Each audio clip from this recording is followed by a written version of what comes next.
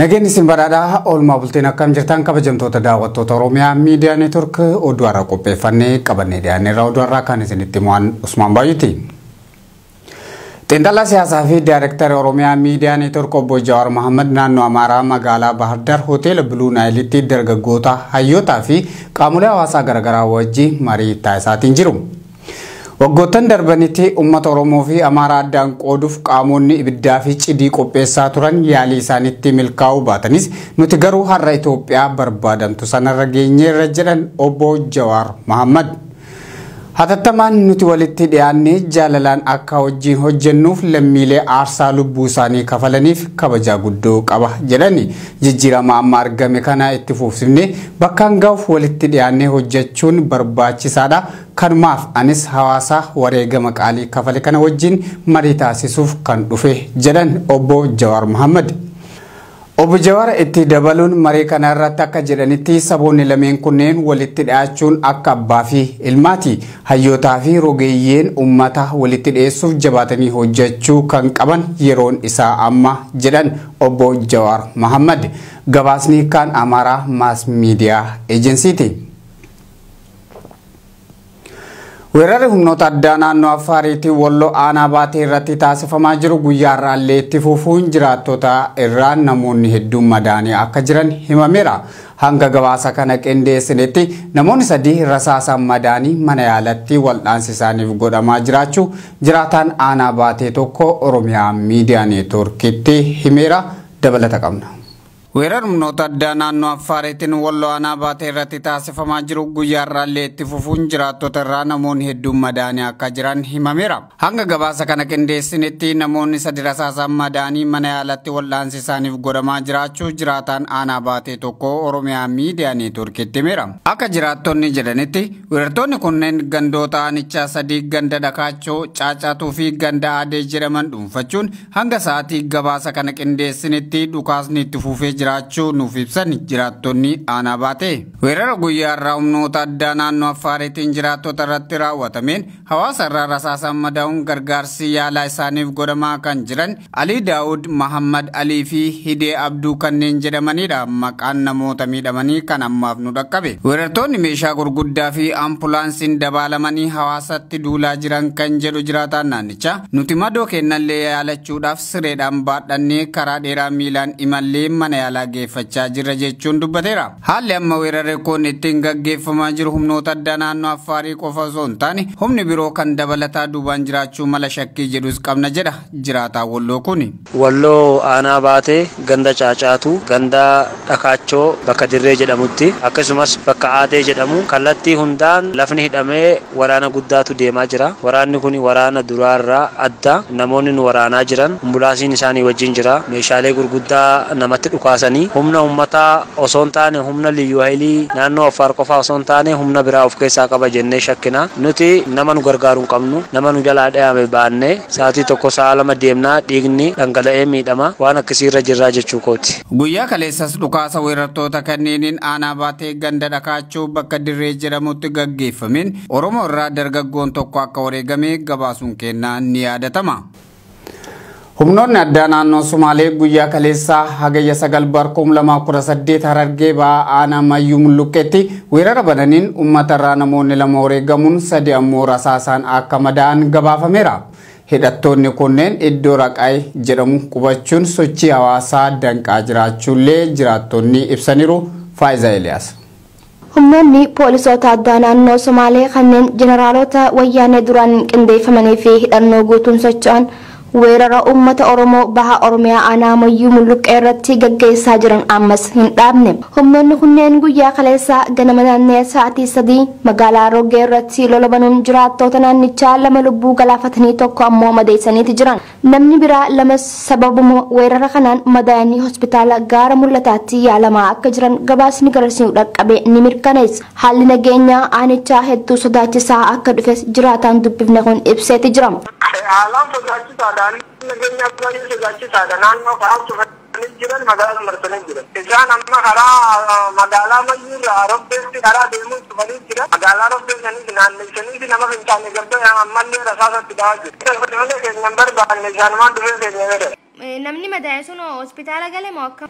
Nam lama hospitaala gaara mul'ataa jira. Tokko mannaa fi nama yuugeessa jiran. Humnoonni sababa babal'ifannaa daangaatiin weerara jiraattota nagaa irratti gaggeessaa jiran kunneen erga haala kanaan lubbuu namaa galaafatan booda karaa Arraqee jaamu qubachuudhaan halkan karaa guddicha aanaa Mayyuu Mulluqqee irraa gara magaalaa Roggee geessu cufuun sochii hawaas dinagdee danqaa akka jiranis gabaasni garasiin dhaqqabe kun ifa godheeti jira. Marfamtee jirti akkasitti haalli rakkoodhaa jabaadhaa jira jechuudha amma aanaa Mayyuu keessa. Araddaa tamirratti takkaa ganda kamirratti qalolli kun gaggeeffame. Araddaa Mojiwaldaa magaalaa Roggee kanneen madaa'an nama sadi tokko lubbuun baatee jirti galgalammaa intala dubiraa amata torbaa takkaan lubbuun baatee nama sadi madaa'e.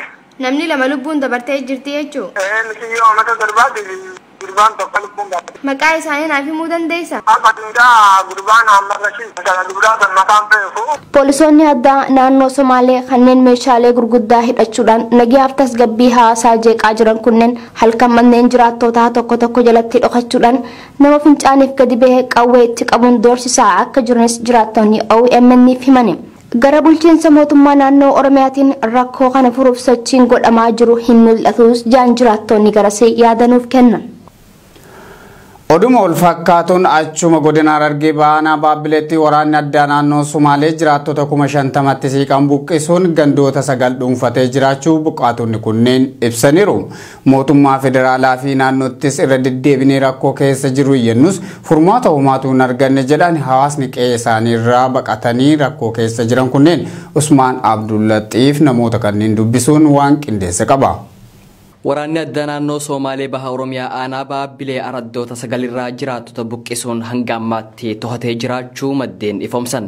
Hammam taayitaan bulchiinsa naannoo Somaalee raafama keessa galtuus humnoonni kanneen araddoota to'atan irra alaabaa isaanii dhaabbatuun qabeenya saamaniin qanani'aa jiran. Araddoonni weeraraan to'annoo humnoota kanneen jala oolfaman tokko Araddaa Gammachuu, 2 Dareera Arbaa, 3 Tulluu Huroo, 4 Barkallee, 5 Sheekh Hussein, 6 Lakkuulee, 7 Sheekh Abdulqaadir, 8 Tuulaa fi 9 Erarirraahis hamma tokko. Araddoota kanneen mararraa jiraattonni lakkoofsaan 50,000tti siqan buqqifamanii adda faca'anii jiraachuun dhagahame. Lammiileen qe'ee fi qabeenya irraa buqqifaman kanneen deeggarsi hatattamaan waan isaan hin dhaqqabiniif soora dhabuun magaalaa Baabbilee keessa faca'anii dirqamanii kadhaaf saaxilamaa jiran. Keessattuu gaaffii uummata Somaalee deebisuuf eega mootummaan federaalaa aangawoota bulchiinsa naannoo Somaalee to'annoo seeraa jala oolchuu jalqabee kaasee miidhaan lammiilee Oromoo irra gahaa jirtu hammaachuun ifam. Araddoota aanaa Baabbilee jala jiran tan yeroo ammaa waraana addaa naannoo Somaaleen to'atamtee jirtu irraa guyyaa sanbata xiqqaa dabree as humnoota kanneen lammiileen Oromoo 23 gahan ajjeefamu keessa beeytoonni saaxilan. Isaan madaawan hedduun jiraachuus mirkaneessan. Raayyaan ittisa biyyaa naannicha seenee iddoolee murteessoo tahan to'atus weerarri isaan irratti banamu kan addaan hin citin tahuu jiraattonni dubbatan. Inumaa haaloo bahuuf akka waan nutti lafaa ka'aniin weeraraa jiraniiti isaan ja'anis muraasan turre. Lammiilee Oromoo buqqifamanii heddumminaan magaalaa Baabbileetti argaman kanneen deeggarsi gama bulchiinsa aanaarraas tahee naannoorraa isaan gahaa hin jiru. Yeroo ammaa karaa moggaa fi gaaddisa mukaa jala akkasuma dallaya qe'ee jiraattota magaalaa Baabbileetti hirkatanii jiraachuuf akka dirqamanis namoonni OMN dubbisa addeessan. Biyya teenya baha Oromiyaa keessatti rakkina cimaa deemaa jira. Naannoo Baabbilee warreen Oromoodhaa achi qubatu araddaa 9 guutuu buqqaaftee jirti. Kan nam tokko irraa nafin araddaaleen tun hundinuu guututti akka jiru buqqaatee magaalaa Baabbilee kana ispaaltii hundarra barandaa nama hunda bakka hunda facaatee sadaqaa kadhachaa jirti. Nama lakkoofsaan nama 50,000 olitti ilmaamamu.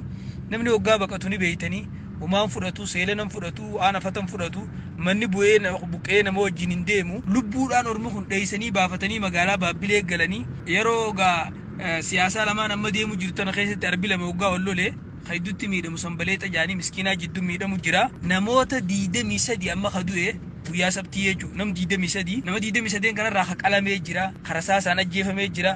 Kamana keessa gubatee jira. Dulloota fiiguu dadhabee waggaa Ormi baafate nama ijaan hin agarree ijaan arkuu dhabuudhaaf qarree keessatti kufee hafee achitti isaan ajjeesanii jira. Inumaa reefka nama gariifaa nama furfaa waraabessaan nyaatee jira. Waan akkaan nama rifachiisu waan dubbachuun taane waayoo dubbatan siyaasaa amma deemtu tanallee nurraa balleessi jennee yaannu mootummaan ummata kana qoonqoo nyaachisutti hin jiru obaasutti hin jiru maal tahanii hojii hubatutti hin jiru ummanni kun rakkoo cimaa keessa jiranii rakkoo tana ilaa hanga ammaa namni dhaabbachuu jiruun oromoo warra baabbilee ka kiristaanaa ka muslimaa kanaatu guyyaa jahan kana guutuu obaasu jira nyaachisu jira sabtii irraa kaasanii hanga ammaatti kaan mana galchanii kaan barandaa galchanii kaan itti roobu jira kaan qabbantii dhukkee irraa kaasu jirti. Hamilee cabuu fi abdii kutannaatti cahaa waan jirruuf ummanni Oromoo nu cinaa dhaabbatee haala irra jiru nu waliin qooddatuu qabaas jedhan lammiileen buqqifaman. Lammiileen Oromoo saba walitti bu'insa godina Gujii lixaa keessatti uumameen qe'ee fi qabeenya isaanii irraa buqqaa'uun rakkoo hamtuu keessa jirra jedhan lammiileen kunneen erga ji'a eeblaati as achuma godina Gujii lixaa bakka Garbaa jedhamutti hawaasatti hirkatanii qubachuun jiraachaa akka jiran eeruun gargaarsi gama mootummaatiin isaaniif godhame tokkollee akka hin jirre komii qaban dubbachaatiin jiru. Badri Yusuf. Godina Gujii lixaa keessatti sababa walitti bu'iinsa Oromoof saba Geediyoo jidduutti dhalateen lammiileen Oromoo qe'ee fi qabeenya isaanirraa buqqifaman rakkoo cimtuu keessatti akka argaman maddeen gabaasan. Godina Gujii lixaa aanaa qarcaa gandeen garagararraa lammiileen Oromoo buqqifaman magaalaa Garbaa keessatti faffaca'anii rakkoo keessatti argamu. Lammiileen Oromoo baay'inaan gara 5,000 ol tahan kanneen erga ji'a eeblaa dabre bara 2018 kaasee qe'ee isaanirraa buqqifamanii dagatamuun aanaa Garbaa keessatti gandeen irra faffaca'anii namootatti hirkatanii jiraataa jiru akka maddeen keenya ibsanitti abbootiin warraa hedduunis magaaluma keessatti waaroo yookaan dahoo hidhanii fi ummataan gargaaramaa jiru. Garuu gara qaamota mootummaa fi miti mootummarraa gargaarsi godhamaa fi akka hin jirre maddeen kan gabaasan. Jiraatan naannichaa dubbifne tokko dhimma kana ilaalchisuun yaada Oromiyaa Miidiyaa Neetwoorkiif kenne keessatti akkana jedha. Aanaa qarcaa gandoota garaa irraa buqqa'anii ammaa kana Garbatti argamanii achitti maan uummataatiin deeggarsi godhamaa fi kan jiru. Mooraanii jechuun magaaluma keessatti waaroo taranii waaroo keessatti achitti gargaarsi godhamaa fi jira jechuudha. Hirmaan uummataatiin jechuudha. Malee gama mootummaatiin wanni godhamee fi takkaallee hin jiru. Aanaan Garbaa bakki amma lammiileen sababa walitti bu'iinsatiin godina Gujii lixaa aanaa qarcaa keessaa buqqifaman itti rakkataa jiran kun magaalaa Bulee Horarraa kiiloomeetira 17 qofa fagaatu kan dubbatu jiraatan kun baay'inni lammiilee kanneenis gara 5,000 olii tahuu ibsuudhaan lakkoofsa lammiilee kanneenii gad xiqqeessuun akka waan uummanni Oromoo godina Gujii keessaa hin buqqifaminitti odeeffamaa jira. Kun ammoo lammiileen kanneen xiyyeeffannaa argatanii akka hin gargaaramne danqaa tahee jechuun Oromiyaa Miidiyaa Neetwoorkitti hima jiraatan naannichaa tokko. Erga amma dura dhaabbanni yuunivarsiitii tokko miliyoona 3 arjoomee miidiyaaleenis dhimma rakkoo lammiilee kanneenii waan hin gabaafneef gargaarsi lammiilee kanneeniif godhamaa jiru akka hin jirre eere.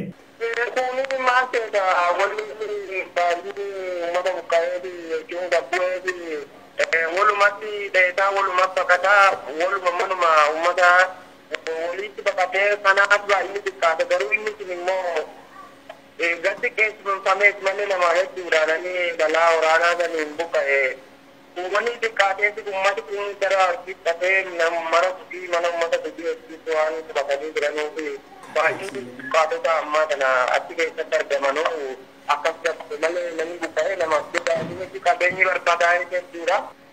Waamaadhuma mootummaatiin waan godhame hin agarre uummatuma keessatti gargaaruu jira kun tareeti dhaabbata yuunivarsiitiitti yeroo tokko seenaa sadii kenne isaachirraa hafe mootummaa biratti immoo beekamtii akkasumara miidiyaalee hin gabaasu mootummaa hawaa kan quba hin qabne ta'uu dubbata akka waan biyyiin uummati biyyiin buqqa'initti gabaafamaa jira. Qaamonni naannolee lameenii amma dura dhufanis ummatuma Geediyoo qofa gara godinatti deebifamanii akka qubsiifaman ajajanii deemurraa kan hafe lammiilee kanneeniif xiyyeeffannaa kennan hin qabanii jechuun qeeqee jira.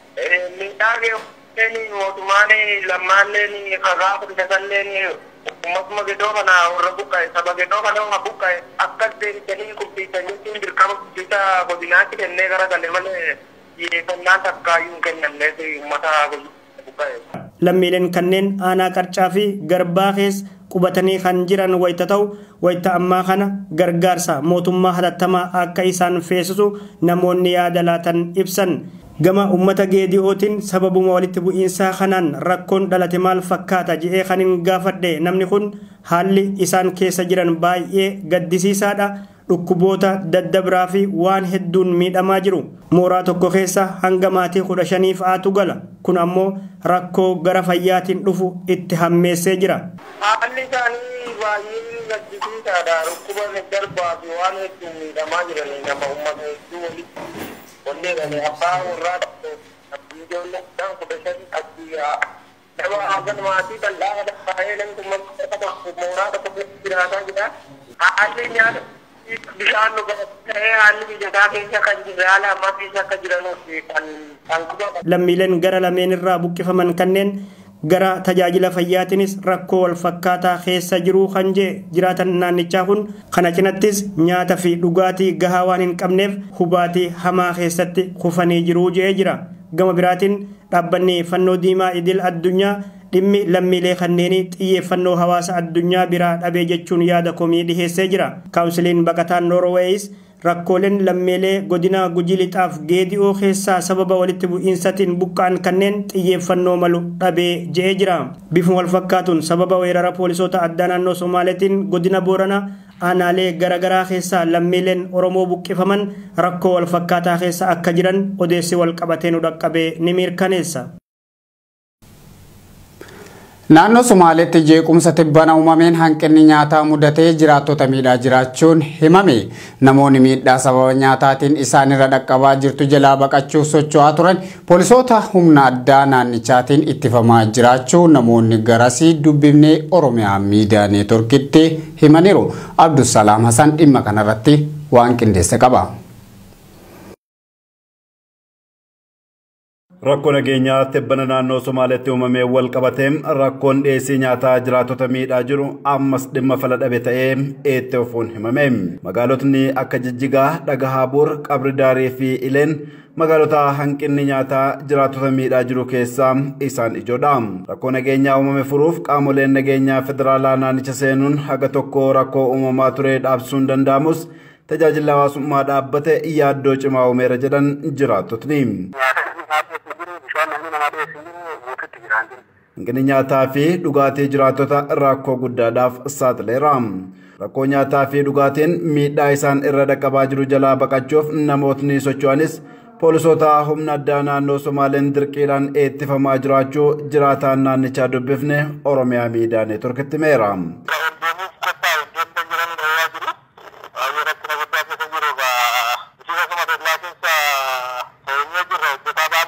Magaalota tokko tokkotti hojjettootni dhaabbilee federaalaa sodaa nageenyaaf waajjira isaanii keessa qubatanii jiraachuunis beekameera. Rakkoo nageenyaa uumame kanaan hanqinoota gama dhiyeessii nyaataa fi tajaajila hawaasummaan mul'ataa jiru kun rakkoo biroo osoo hin dhaqqabsiisin qaamni dhimmi ilaaluu fala kaa'uu akka qabaatus dhaamameera.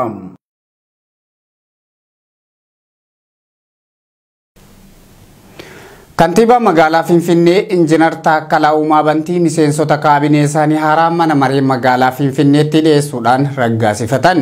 Haaluma kanaan hooggansi haaraa muudaman Aadde Abbabeech Nagaash Afayaayii mana marichaa, Dr. Taabor Gabramadiin hoogganaa biiroo barnootaa, Obbo Nigaatu Daanyaachoo hoogganaa biiroo Imaaxaa, Aadde Almaaz Abraa hooggantuu biiroo dubartootaa fi daa'immanii, Aadde Firaayot Tafarraa hooggantuu biiroo haqaa, Obbo Jamaalu Jambar hoogganaa biiroo dargaggoo fi ispoortii, Obbo Shiisammaa Gabrasillaasee hoogganaa biiroo galiiwwanii, Dr. Firaayot Gabraheewot hoogganaa biiroo paablik sarviisii, Obbo Asaffaa Yohannis hoogganaa biiroo Baalaataa'oo, Injiinar Ermiyaas hoogganaa biiroo indaastirii, Obbo Abdulfattaa Yusuf hoogganaa biiroo daldalaa, Obbo Foyennoo Foolaa hoogganaa biiroo faayinaansii, Injiinar Yoonaas Ayyaalaw hoogganaa biiroo koonistirakshinii, Injiinar Shimallis Isheetuu hoogganaa biiroo manaajimentii lafaa, Obbo Darajjee Fiqaaduu koomishinara koomishinii pilaanii, Obbo Zawuduu Qaxxalaa hoogganaa biiroo dhimma hojjetaa fi hawaasummaa, Dr. Yohaannis Caalaa hoogganaa biiroo eegumsa fayyaa,